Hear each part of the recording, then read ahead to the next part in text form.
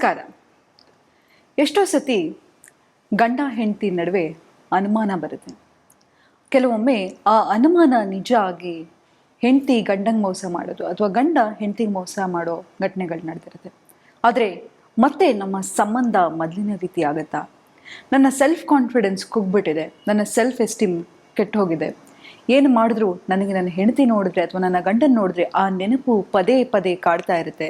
ಇದರಿಂದ ನಾನು ನಿಜವಾಗ್ಲೂ ಆಚೆ ಬರ್ಬೋದಾ? ಅಥವಾ ನಾನು ಈ ವ್ಯಕ್ತಿಯನ್ನು ನಿಜವಾಗ್ಲೂ ಬಿಟ್ಬಿಡ್ಬೇಕಾ? ಈ ಸಂಬಂಧದಿಂದ ನಾನು ಆಚೆ ಬರಬೇಕಾ? ಹೇಗೆ ಇದನ್ನು ಮತ್ತೆ ನನ್ನ ಸಂಬಂಧವನ್ನು ಸರಿಪಡಿಸೋದು? ಯಾಕಂತ ಹೇಳಿದರೆ ಈ ಸಂಬಂಧದಲ್ಲಿ ನಮಗೆ ಮಕ್ಕಳಿದೆ, ಮದುವೆ ಆಗಿ ಎಷ್ಟೋ ವರ್ಷಗಳಾಗಿದೆ, ಫ್ಯಾಮಿಲಿ ಇನ್ವಾಲ್ವ್ಮೆಂಟ್ಗಳಿದೆ, ಎಷ್ಟೋ ಜೊತೆಯಲ್ಲಿ ಇದ್ದ ನೆನಪುಗಳು ಕಾಡ್ತಾ ಇದೆ. ಆದರೆ ಯಾವುದೋ ಒಂದು ಈ ಘಟನೆಯಿಂದ ನನ್ನ ಮನಸ್ಸು ಹಾಳಾಗೋಗಿದೆ. ನನಗೆ ಆ ವ್ಯಕ್ತಿಯನ್ನು ನೋಡಿದ್ರೆ ಕ್ಷಮಿಸೋಕ್ಕೆ ಆಗ್ತಾ ಇಲ್ಲ. ಪದೇ ಪದೇ ಹೀಗೆಲ್ಲ ಆ ನೆನಪಾಗ್ತಾ ಇದೆ. ಮತ್ತು ಈ ಸಂಬಂಧವನ್ನು ಹೇಗೆ ಸರಿಪಡಿಸೋದು ಅಂತ ಹೇಳಿದರೆ, ಈಗ ನನ್ನ ಎದುರುಗಡೆ ಒಂದು ಗಾಜಿನ ಡಬ್ಬ ಇದೆ. ಆ ಗಾಜಿನ ಡಬ್ಬ ಬಿದ್ದೋದ ತಕ್ಷಣ ಒಡೆದೋಯ್ತು. ಅದನ್ನು ಮತ್ತೆ ಸರಿಪಡಿಸ್ಬೇಕು ಅಂತ ಹೇಳಿದರೆ ಅದಕ್ಕೆ ತುಂಬಾ ಟೈಮ್ ಬೇಕಾಗುತ್ತೆ. ಅಂತ ಹೇಳಿದರೆ ಪ್ರತಿಯೊಂದು ಗಾಜಿನ ಚೂರುಗಳನ್ನು ತಗೊಂಡು ಅದನ್ನು ಒಟ್ಟುಗೂಡಿಸಿ ಆ ಗಮ್ಮನ್ನು ಹಾಕಿ ಯಾವ್ಯಾವ ಸೈಜಿಗೆ ಎಷ್ಟೆಷ್ಟು ಅಂತ ಹಾಕಿ ಅದನ್ನು ಕೂಡಿಸಿ ಮತ್ತೆ ಅದು ಒಣಗೋ ತನಕ ತುಂಬಾ ಟೈಮ್ ತಗೊಳುತ್ತೆ. ಹಾಗೆ ಒಂದು ಸಂಬಂಧ ಕೂಡ. ಒಂದು ಸಂಬಂಧ ಹೇಗಪ್ಪ ಅಂತ ಹೇಳಿದರೆ ಒಂದು ಗಾಜಿನ ಗೊಂಬೆ ಹಾಗೆ.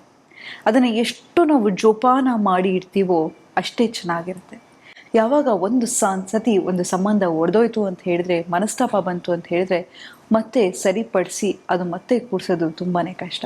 ಯಾವಾಗಲೂ ನಾನು ಹೇಳ್ತಾ ಇರ್ತೀನಿ, ಇನ್ಫಿಡಿಲಿಟಿ, ಒಂದು ರಿಲೇಷನ್ಶಿಪ್ಪಲ್ಲಿ ಮೋಸ ಆಗಿದೆ ಅಂತ ಹೇಳಿದ್ರೆ ಮತ್ತೆ ಆ ರಿಲೇಷನ್ಶಿಪ್ ರೀಕನ್ಸ್ಟ್ರಕ್ಟ್ ಮಾಡೋಕ್ಕೆ ಒಂದು ಹೊಸ ಆಪರ್ಚುನಿಟಿ ಅಂತ ಅಂದ್ಕೊಂಡು ಆ ವ್ಯಕ್ತಿಯನ್ನು ಕ್ಷಮಿಸಿ. ಯಾಕಂತ ಹೇಳಿದ್ರೆ ಒಂದು ವ್ಯಕ್ತಿ ಮೋಸ ಮಾಡ್ತಾ ಇದ್ದಾನೆ ಅಥವಾ ಒಂದು ರಿಲೇಷನ್ಶಿಪ್ಪಲ್ಲಿ ಮೋಸ ಆಗ್ತಿದೆ ಅಂತ ಹೇಳಿದ್ರೆ ಹಲವಾರು ಕಾರಣಗಳಿರುತ್ತೆ. ಎಷ್ಟೋ ಸತಿ ನನ್ನ ಹತ್ರ ಬರೋ ಕ್ಲೈಂಟ್ಸನ್ನು ನಾನು ಕೇಳಿದಾಗ ಯಾಕೆ ಹೀಗೆ ಮಾಡಿದ್ರಿ ಅಂತ ಹೇಳಿದ್ರೆ ಅಲ್ಲಿ ಬರೋ ಒಂದೇ ಒಂದು ಉತ್ತರ ಏನಪ್ಪ ಅಂತ ಹೇಳಿದ್ರೆ, ಫಿಸಿಕಲ್ ಅಟ್ರಾಕ್ಷನ್ ಅಂತೂ ಖಂಡಿತ ಅಲ್ಲ. ಏನಪ್ಪ ಅಂತ ಹೇಳಿದ್ರೆ ಎಮೋಷ್ನಲ್ ಕನೆಕ್ಷನ್.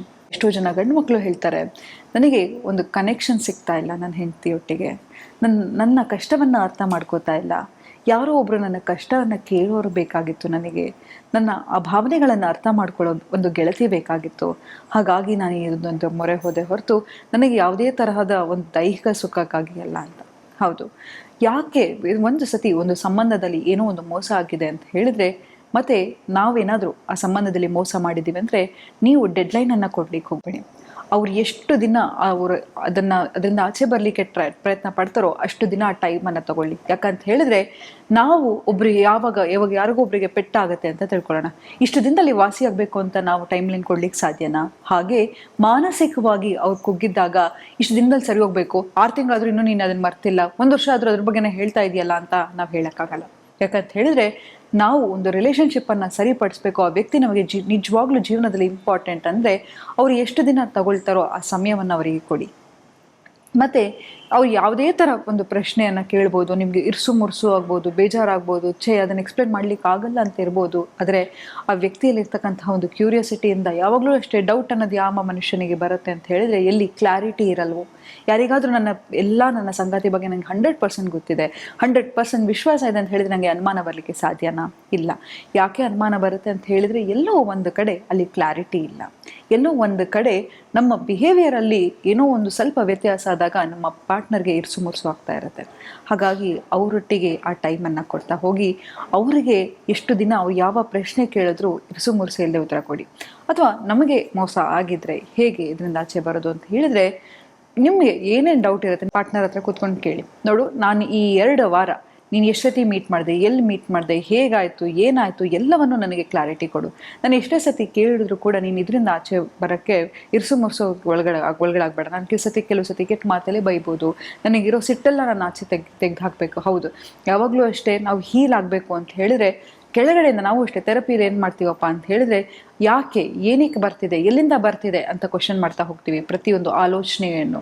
ಹಾಗೆ ಇದನ್ನು ಕೂಡ ಅಷ್ಟೇ, ಯಾಕೆ ಹೀಗಾಯಿತು, ಎಲ್ಲಿಂದ ಹೀಗಾಯಿತು, ಏನಾಯಿತು ಅಂತ ಹೇಳಿ ನಾವು ಅದನ್ನು ಕೇಳಿ ಅದರಿಂದ ಆಚೆ ಬರ್ತಾ ಹೋಗಬೇಕು. ಹೀಲಿಂಗ್ ಆಗೋದೇ ಹಾಗೆ, ಸರ್ಫೇಸ್ ಲೆವೆಲ್ಗೆ ಬರೋ ತನಕ, ಕೋರಿಂದ ಸರ್ಫೇಸಿಗೆ ಬರೋ ತನಕ ಅದನ್ನು ನಾವು ಕೇಳ್ತಾ ಇರ್ತೀವಿ. ಹಾಗೆ ನೀವು ನಿಮ್ಮ ಪಾರ್ಟ್ನರ್ಗೆ ಹೇಳಿ, ನಾನು ಇದನ್ನು ಮರೆಯೋಕ್ಕೆ ನನಗೆ ಸ್ವಲ್ಪ ಟೈಮ್ ಬೇಕು, ನಾನು ನಿನ್ನನ್ನು ಕ್ಷಮಿಸಬೇಕು ಅಂತ ಹೇಳಿದ್ರೆ ನನಗೆ ಸ್ವಲ್ಪ ಟೈಮ್ ಬೇಕಾಗುತ್ತೆ. ನಾನು ಕೇಳತಕ್ಕಂತಹ ಪ್ರಶ್ನೆ ನಿನಗೆ ಇರ್ಸು ಮುರ್ಸು ಆಗ್ಬೋದು, ಆದರೆ ನಾನು ಇದರಿಂದ ಆಚೆ ಬರೋದಕ್ಕೆ ನನಗೆ ಎಲ್ಲ ಕ್ಲಾರಿಟಿ ಬೇಕು.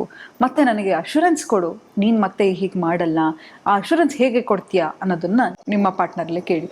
ಒಂದು ಹೇಳ್ತೀನಿ, ಯಾವಾಗಲೂ ಅಷ್ಟೇ, ಯಾರಿಗೆ ಪಾಪದ ಪ್ರಾಯಶ್ಚಿತ್ತ ಇರುತ್ತೆ, ತಾನು ಮಾಡಿದ ತಪ್ಪನ್ನು ಅವರಿಗೆ ಅರಿವಾಗಿರುತ್ತೆ, ಖಂಡಿತವಾಗ್ಲೂ ಅವರಲ್ಲಿ ಬದಲಾವಣೆ ಇರುತ್ತೆ. ಯಾವಾಗ ವಾದಿಸ್ತಾ ಹೋಗ್ತಾರೆ ಆಗ ಸ್ವಲ್ಪ ಆ ಬದಲಾವಣೆಗೆ ಯಾವುದೇ ಥರದ ಅವರಿಂದ ಪ್ರಯತ್ನ ಆಗ್ತಾರಲ್ಲ. ಯಾವಾಗ ಅವರು ಪಶ್ಚಾತ್ತಾಪ ಪಡ್ತಿದ್ದಾರೆ, ತಾನು ಮಾಡಿದ್ದು ತಪ್ಪನ್ನು ಅರಿವು ಇದೆಯೋ, ಖಂಡಿತವಾಗ್ಲೂ ನಿಮ್ಮ ಸಂಗತಿ ಬದಲಾಗ್ತಾ ಹೋಗ್ತಾರೆ. ಅದನ್ನು ಬಿಟ್ಟು ಅದನ್ನ ಬಗ್ಗೆನೇ ನೀವು ತುಂಬಾ ಮಾತಾಡ್ತಾ ಹೋಗ್ತಾ ಇರಬೇಡಿ, ಮತ್ತು ಕ್ಷಮಿಸ್ಬೇಡಿ. ಯಾಕಂತ ಹೇಳಿದ್ರೆ ನಾನು ಶುರುಗೆ ಒಂದು ಎಕ್ಸಾಂಪಲ್ ಕೊಟ್ಟೆ, ಗಾಜಿನ ಚೂರು ಅಂತ. ಆ ಗಾಜಿನ ಚೂರು ಒಂಚೂರು ನಮ್ಮ ದೇಹದಲ್ಲಿ ಇದ್ರೂ ಕೂಡ ನಮಗೆ ಅದು ಇರ್ಸು ಮುರ್ಸು ಆಗ್ತಾ ಹೋಗ್ತಾ ಇರುತ್ತೆ, ನಮ್ಮಲ್ಲಿ ಅದೊಂದು ಇನ್ಫೆಕ್ಷನ್ ಕ್ರಿಯೇಟ್ ಮಾಡ್ತಾ ಹೋಗುತ್ತೆ. ಹಾಗೆ ಕೂಡ ಯಾವುದೋ ಒಂದು ಕಹಿ ಘಟನೆಗಳನ್ನು ನಾವು ನೆನೆಸ್ಕೊಂಡು ಯೋಚನೆ ಮಾಡ್ತಾ ಹೋಗ್ತಾ ಇದ್ರೆ ಅದು ನಮ್ಮಲ್ಲಿರ್ತಕ್ಕಂತಹ ಒಂದು ಹುಳ ಆಗ್ತಾ ಹೋಗ್ತಾ ಇರುತ್ತೆ, ಅದಕ್ಕೆ ಬೆಳೀತಾ ಹೋಗ್ತಾ ಇರುತ್ತೆ. ನಾವು ಎಷ್ಟು ಆಲೋಚನೆಗಳನ್ನು ಮಾಡ್ತಾ ಹೋಗ್ತೀವಿ, ನಕಾರಾತ್ಮಕ ಆಲೋಚನೆಗಳಿಗೆ ಬೆಲೆ ಕೊಡ್ತಾ ಹೋಗ್ತೀವಿ, ಅದು ಬರ್ತಾ ಹೋಗುತ್ತೆ.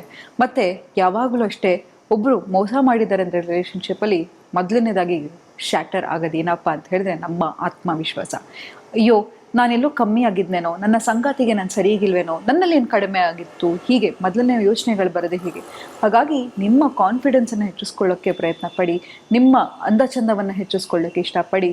ಈ ರಿಲೇಷನ್ಶಿಪ್ ಮತ್ತೆ ಹೇಗೆ ರೀಕನ್ಸ್ಟ್ರಕ್ಟ್ ಮಾಡಬೇಕು ಅಂತ ಹೇಳಿ ಇಬ್ಬರು ಸಂಗಾತಿಗಳು ಕೂಡ ಕೂತ್ಕೊಂಡು ಯೋಚನೆ ಮಾಡೋದ್ರಿಂದ ಈ ಸಂಬಂಧವನ್ನು ಮತ್ತೆ ಮೊದಲನೇ ತರಹ ಮಾಡ್ಬೋದು, ಮತ್ತೆ ಇನ್ನೂ ಕೂಡ ನಿಮ್ಮ ಸಂಬಂಧ ಇನ್ನೂ ಚೆನ್ನಾಗಾಗತ್ತೆ ಅಂತ ಹೇಳ್ತಾ ಇವತ್ತಿನ ಸಂಚಿಕೆಯನ್ನು ನಾನು ಮುಕ್ತಾಯಗೊಳಿಸ್ತಿದ್ದೀನಿ. ಧನ್ಯವಾದಗಳು.